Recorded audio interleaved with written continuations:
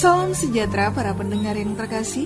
Selamat bertemu kembali dengan Yayasan Pelayanan Media Antioquia yang didirikan oleh Pendeta Bigman Sirait untuk melayani Tuhan Kepala Gereja melalui media. Untuk memperluas wawasan umat Tuhan, PAMA juga menerbitkan tabloid Kristen Reformata, Reformata Online, Reformata Audio Streaming. Juga tersedia buku-buku karya Pendeta Bigman Sirait dan ratusan CD khotbah. Doakan dan ikutilah pelayanan PAMA di radio di berbagai kota dan pelayanan televisi di Indovision, Live Channel, Cablevision, Family Channel. Untuk informasi lebih lengkap, klik www.reformata.com, www.reformata.com, www.reformata.com. Kini tibalah saatnya kita akan menikmati kebenaran firman Tuhan bersama Pendeta Bigman Sirait. Selamat mendengarkan, Tuhan memberkati. Salam sejahtera, saudara yang kekasih di dalam nama Tuhan Yesus Kristus. Kembali kita bertemu dan kita akan memikirkan kebenaran firman Tuhan. Kita akan melihat bacaan kita masih tetap dari kuasa firman yang menghancurkan.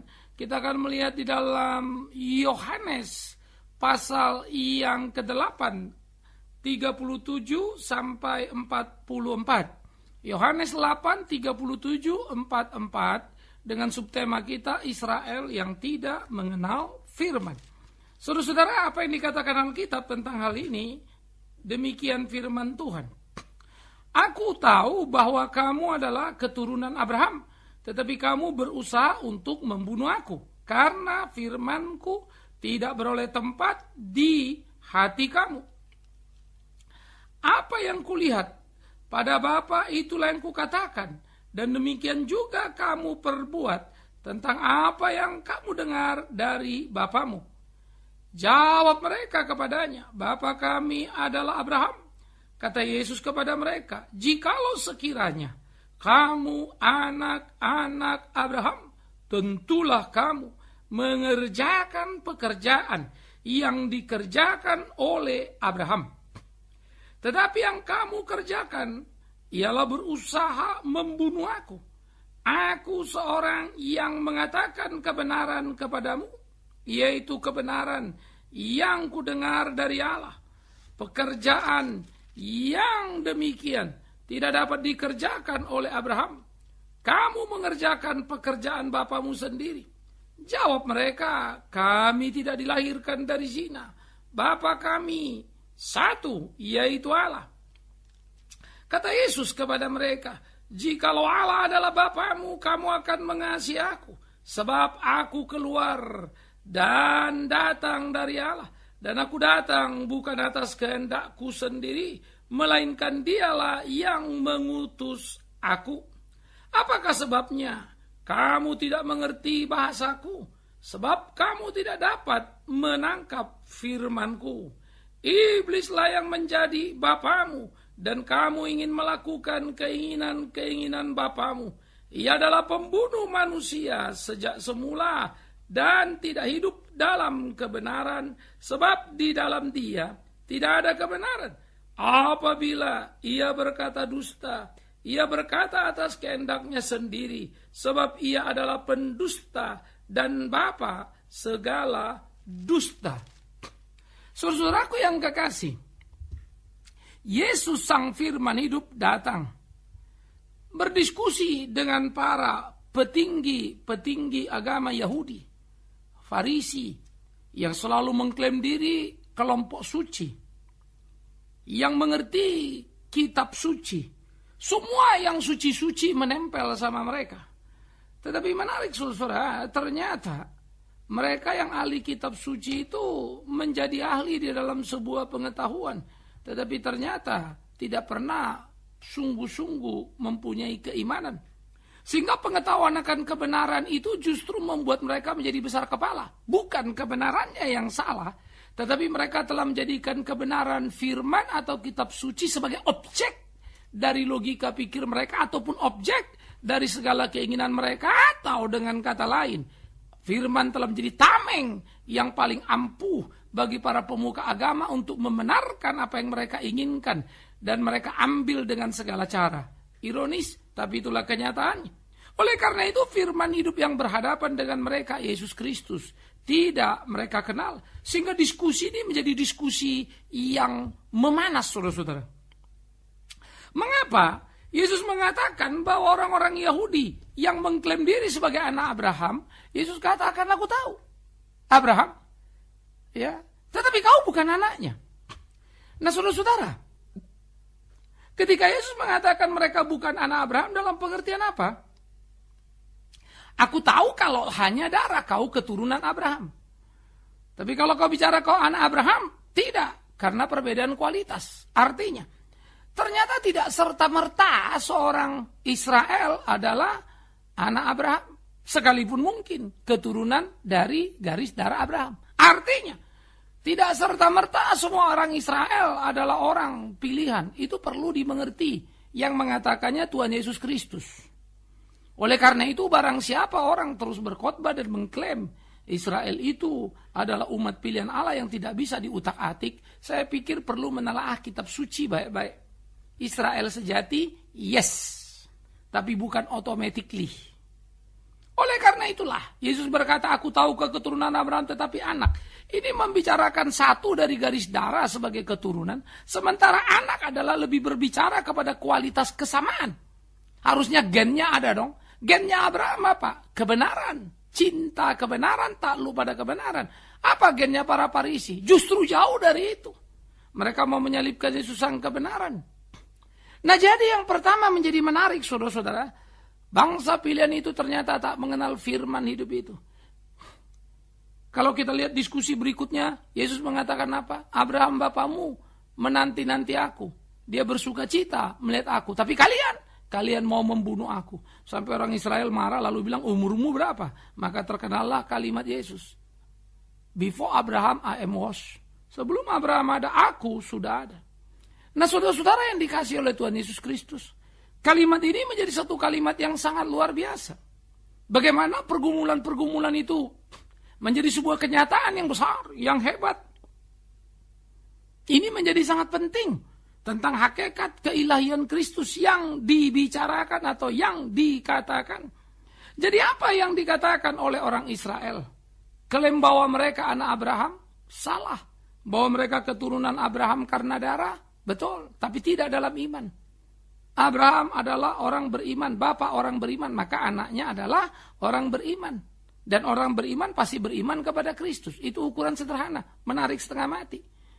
Oleh karena itu jangan jadi gelap mata untuk memberi status. Lalu menganggap semua Israel itu pilihan suci, pilihan sejati. Tidak, itu pilihan by quality. Israel sejati cinta Tuhan.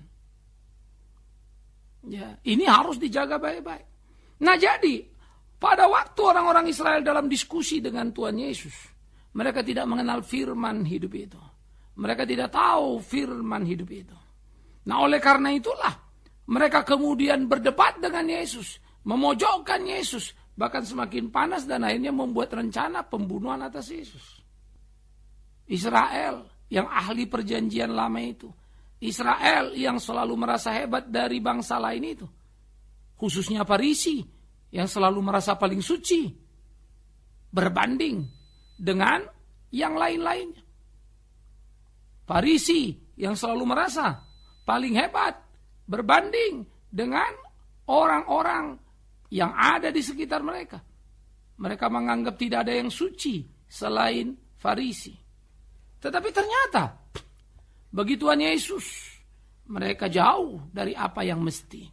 Nah, jadi saudara-saudara, pertama kita melihat bagaimana orang Israel ternyata salah kaprah, menganggap diri anak Abraham, tapi Yesus bilang bukan. Aku tahu kau keturunan Abraham karena darah tadi.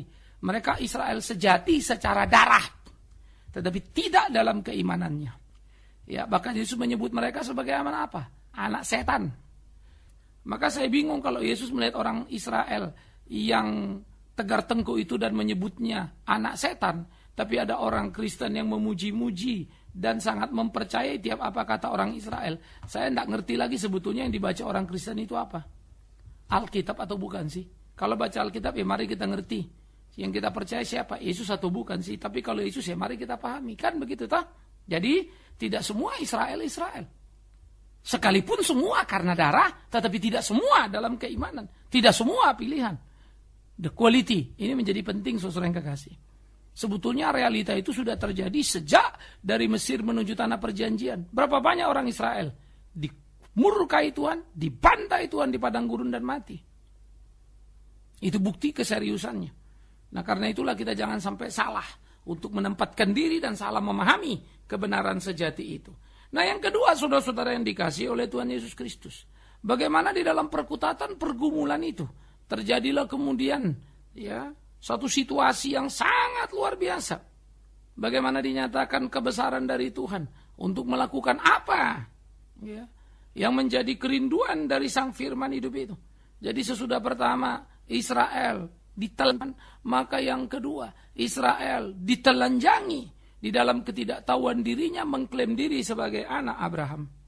Yesus adalah sang firman, maka dia mengatakan kepada orang-orang Yahudi, kau tahu aku, apa yang kukatakan bukan dari diriku, tapi dari Bapakku, dari Allahku. Kau menyebut dirimu anak Allah, tapi kau tidak mengerti apa yang Allah mau. Lucu setengah mati bukan? Wow, ini kalimat luar biasa ya. Orang Yahudi mengklaim dirinya anak Allah, tapi mereka tidak mengerti apa yang Allah katakan lewat sang anak yaitu Yesus Kristus. Kalau betul mereka miliknya Allah, kalau betul mereka percaya Allah, tentu mereka tahu bahasa Allah, tentu mereka tahu pesan Allah, tentu mereka tahu kehendak Allah. Tapi ternyata tidak. Itu sebab mereka tidak suka dengan Yesus yang menyampaikan apa yang Allah katakan. Jadi firman harus dipahami di dalam konteks ini. Bukan hanya sebagai objek pengetahuan kita, tetapi di mana kita menaklukkan diri kita. Itu. Firman itu berkuasa, firman itu berotoritas atas kita. Maka kita akan menaklukkan diri kita kepada firman hidup. Nah jadi saudara-saudara yang dikasihi Tuhan Yesus Kristus. Disinilah kegagalan banyak orang Kristen dalam mengerti apa yang menjadi kehendak Tuhan. Apa yang adalah kedaulatan Tuhan yang tidak terganggu. Sehingga disinilah kita perlu untuk menyadari bersama. Bagaimana seharusnya kita memainkan peran kita dalam hidup keimanan kita. Ini menjadi penting. Nah jadi saudara-saudara yang dikasihi Tuhan Yesus, pikirkanlah itu, camkanlah itu. Supaya di dalam lakon hidup yang kita jalani, kita bisa hidup seperti apa yang Tuhan kehendaki. Dan hidup kita menjalankan apa yang menjadi ketetapan Tuhan. Sehingga kita betul hidup menyenangkan hati Tuhan. Coba lihat, coba pikirkan. Israel keturunan Abraham ternyata bukan anak Abraham. Israel keturunan Abraham ternyata anak setan. Karena mereka mau menyalibkan Yesus. Dan Yesus sang firman datang dari Allah. Kalau betul Israel mengerti firman-Nya Allah, maka mereka mengerti firman yang diucapkan Yesus bukan? Karena berasal dari Allah. Tetapi tidak. Maka seperti yang saya katakan tadi, itu menjadi alat ukur bagi tiap orang Kristen untuk melihat dirinya sejauh mana sebetulnya dia mengenal firman hidup itu. Yang menarik berikutnya saudara-saudara, ketika orang Israel yang selalu merasa diri suci, khususnya kelompok Farisi, mereka yang selalu pergi ke bait Allah dan mampu berkhotbah, disebut Yesus anak iblis, marah setengah mati bukan? Wah mereka jengkel. Tapi Yesus bilang memang kau anak iblis, karena itulah kau mau membunuh aku. Kalau kau bukan anak iblis, kau tidak akan membunuh aku. Saya akan mengatakan dengan lebih sederhana. Kalau kau anak Tuhan, bukan uang yang kau cari. Karena uang yang kau cari, kau anak setan. Kan begitu aja sebetulnya toh. Kau bilang kau pelayanan. Kau bilang kau cinta Tuhan. Tapi di otakmu uang melulu. Kepentinganmu melulu. Kan misalnya begitu. Apa bedanya? Nah karena itulah kita hati-hati sebagai orang Kristen. Betulkah memang Tuhan yang pertama dan utama dalam hidup kita dan bukan yang lainnya? Saya pikir ini menjadi kesadaran yang perlu kita tumbuh kembangkan. Apa yang dikatakan Yesus kepada orang Israel, kepada orang Yahudi sebagai satu kritik yang sangat tajam. Mereka yang begitu yakin sebagai anak Abraham, nama agung, nama besar itu. Tapi disebut Yesus anak setan, anak iblis. Saudara-saudara, andai kata umpama apabila. Ini saya berandai-andai ya. Kita hidup di zaman Yesus atau Yesus datang di zaman kita ini. Berapa banyak kita ini akan disebut anak setan oleh Yesus. Yang suci Tuhan kita itu. Jadi, Aspek berikut yang menjadi pemikiran serius kita. Bagaimana kuasa firman itu menelanjangi orang-orang Yahudi. Bagaimana kuasa firman itu menelanjangi mereka. Sampai ke dalam dan tidak bisa lagi menyembunyikan dirinya. Karena ternyata tanpa mereka sadari mereka dengan gigih sudah membuktikan diri sebagai anak setan. Karena mereka dengan gigih berusaha untuk membunuh Yesus Kristus Tuhan. Mengerikan ya. Ironi agama selalu menjadi ironi yang membuat kita senyum kecut tapi dalam nada yang jelas gentar dan takut. Karena manusia bermain-main dengan kuasa Tuhan sang kuasa itu. Bermain-main dengan kebenaran itu. Nah, ini menjadi pergumulan serius yang mestinya diperhatikan oleh tiap kita. Di dalam kehidupan keimanan kita. Supaya kita jangan terjebak dalam perangkap salah. Lalu kemudian berbuat salah dalam hidup keseharian kita. Bagaimana seharusnya kita melakukan apa yang menjadi kehendak Tuhan. Itu penting. Itulah yang harusnya kita jalani. Itu yang harusnya kita lakoni. Saudara-saudara yang dikasihi oleh Tuhan Yesus Kristus. Camkanlah itu, pikirkanlah itu, dan lihatlah kebenaran itu. Sehingga dengan demikian kita bisa tahu betul apa sebetulnya yang Tuhan mau untuk kita lakukan dalam kehidupan kita. Sehingga hidup kita sungguh-sungguh menjadi hidup yang melakukan apa yang Dia mau. Hidup menjadi hidup yang menyenangkan hati Tuhan. Saudara-saudara yang dikasihi oleh Tuhan Yesus Kristus, Israel tak mengenal firman. Mengejutkan? Iya dan tidak. Karena memang ternyata kalau kita mengikut sepanjang sejarah kehidupan Israel, bagaimana mereka dibantai oleh Tuhan di padang gurun, bagaimana kemudian kerajaan mereka disobek dua oleh Tuhan, utara dan selatan, dan bagaimana kerajaan utara dibuang lebih dulu ke tangan Asyur, dan selatan nasibnya pun tidak lebih baik, dibuang juga ke tangan Babel. Pikirkanlah, 1948 Israel merdeka, artinya 1948 tahun mereka dijajah. Ditambah lagi 500 tahun sebelum Masehi dari Babel sampai pulangnya. 2448 tahun. Tidakkah itu mengerikan? Tercabik-cabik, terpuruk. Karena itu anak yang dicintai itu akan dihajarnya habis-habisan. Dan bersyukurlah mereka yang diajar di situasi itu menemukan kesadaran dirinya dan menjadi pengikut Kristus yang sejati. Saudara-saudaraku, renungkanlah itu, pikirkanlah itu. Bagaimana pergumulan kehidupan memang tidak sederhana. Dan bagaimana semuanya berjalan dalam gugatan-gugatan yang luar biasa. Mari kita rekonstruksi pemikiran ini. Pertama, Yahudi yang selalu merasa suci mengklaim diri anak Abraham. Tapi Tuhan bilang tidak. Mereka memang ya secara keturunan darah. Tapi tidak kualitas keimanannya. Israel yang mengklaim diri anak Abraham. Bahkan disebut Tuhan apa? Anak setan. Karena mereka ingin membunuh Yesus Kristus Tuhan. Dan yang berikut kita melihat. Yesus Kristus adalah Tuhan. Firman yang nyata. Apa yang dikatakan Yesus berasal dari Allah. Tetapi tidak dikenali Israel. Lucu, aneh, luar biasa. Nah karena itu. Mari kita mulai merumuskan dalam kehidupan keseharian kita. Bagaimana seharusnya kita menjalani hidup kita. Oleh karena itu semua kita perlu menelaah dan meneliti diri kita. Kita adalah orang-orang beragama yang selalu yakin kita anak Tuhan. Kita adalah orang-orang beragama yang selalu yakin kita melayani Tuhan. Tidakkah kita bisa merekonstruksi situasi ini dan menempatkan diri kita ke dalamnya? Andai kata umpama kita berdiskusi dengan Yesus Kristus Tuhan, tidak akan Dia akan sama menelanjangi kita. Kita akan berkata, kami mengenal Tuhan, kami melayani Tuhan. Tetapi mungkin Dia akan bertanya, kalau memang betul kau mengenalku, kalau memang betul kau melayaniku, kalau memang betul kau gerejaku, kau sangkalkah dirimu? Kau pikulkah salibmu? Enggak loh. Kalau enggak bagaimana engkau bisa berkata, engkau adalah muridku, engkau adalah anakku. Kau tidak mengerti firmanku dan kau tidak mau melakukan firmanku. Kau tidak mengenal firmanku. Itu akan menjadi kengerian luar biasa. Jadi pikiran pertama simple. Karena ternyata hidup gereja masa kini bukan bagaimana sangkal diri dan pikul salib. Bagaimana memuaskan diri. Ya. Bagaimana mendapatkan keinginan diri. Materi dan segala macam. Itu cita-cita kita. Atas nama berkat. Padahal Yesus yang menggugat. Yesus yang menuntut. Dia kan yang berkata. Kalau kau mau ikut aku, sangkal dirimu, pikul salibmu. Kalau kau tidak mau menyangkal dirimu, kau tidak mau memikul salibmu, Kau tidak layak bagiku. Itu ucapan Yesus itu. Pikirkanlah saudaraku. Oleh karena itu, di situasi yang berbeda, dengan pergumulan yang sama tentang firman itu, kita diperhadapkan. Jadi jangan bilang ya saya Wahyu 5 kali, 6 kali, 10 kali. Enggak ada hebatnya itu, karena bukan itu urusannya. Persoalannya, kau jalankan ke apa yang Tuhan katakan. Itu urusannya. Mengklaim sudah membaca itu sederhana itu. Ya, enggak ada hebatnya itu. Tapi ingat lagi, kau jalankankah? Kau lakukankah? Apakah hidupmu itu jelas dan terukur? Itu persoalannya. Yahudi dikritik Tuhan Yesus. Jangan bilang Yahudi tidak baca Alkitab. Oh, mereka hafal itu. Luar biasa mereka. Ahli, betul-betul ahli mereka.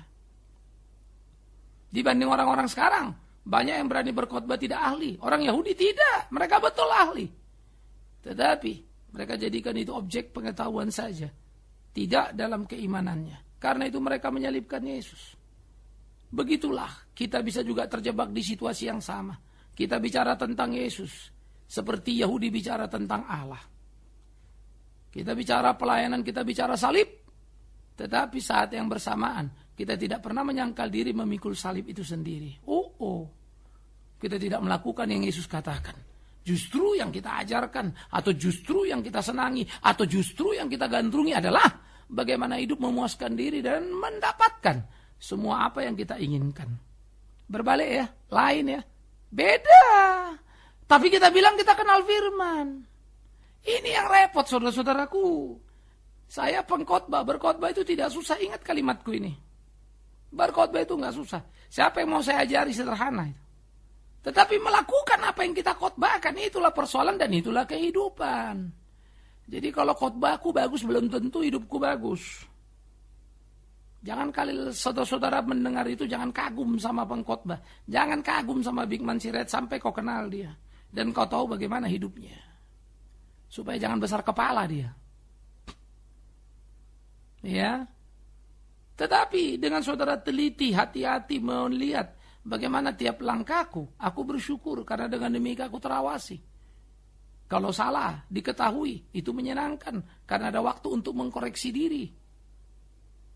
Memperbaikinya untuk hidup sesuai kehendak Tuhan.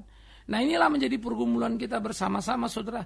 Bagaimana kita menjalani hari-hari kita, bagaimana kita melewati pergumulan kita, sehingga hidup kita menjadi hidup yang berkenan kepada Tuhan. Hati-hati, jangan sampai kita pegang kitab suci, kita baca tiap hari, selesai Kejadian sampai Wahyu bolak-balik entah berapa kali. Tetapi ternyata kita tidak mengenal firman itu dengan utuh. Karena kita tidak melakukan apa yang dia mau. Ingat, terlalu banyak perintah Tuhan Yesus bukan? Kasihlah Tuhan Allahmu dengan segenap hatimu, jiwamu dan akal budimu. Akal budimu artinya otak kita ini. Kita taklukkan itu. Bagaimana ada orang bisa bicara? Berimanlah kepada Tuhan, jangan pakai otakmu. Lah, kata Tuhan kasihlah dia dengan akal budimu segenap lagi. Kan jadi lucu kan? Ini firman mana ini? Kan kira-kira begitu. Kasihlah sesama manusia seperti dirimu sendiri. Lalu bagaimana kemudian ada khotbah yang mengajar kita membenci kelompok A atau kelompok B, denominasi A, denominasi B, agama A, agama B. Lalu di mana ajaran itu? Loh, kan jadi lain sekali itu bukan? Nah, kenalkah kau firman itu? Pertanyaan menarik. Saya tidak tanya ya. Saudara udah baca Alkitab belum berapa kali dari Kejadian sampai Wahyu? No. Kenalkah engkau? Kalau kau kenal, kau lakukan. Dan kau akan dikenali dari apa yang kau lakukan dari firman bahwa kau adalah pengikut Kristus yang sejati. Semoga kesadaran diri ini ada dan tampak nyata tak terbantah dalam hidup masing-masing kita.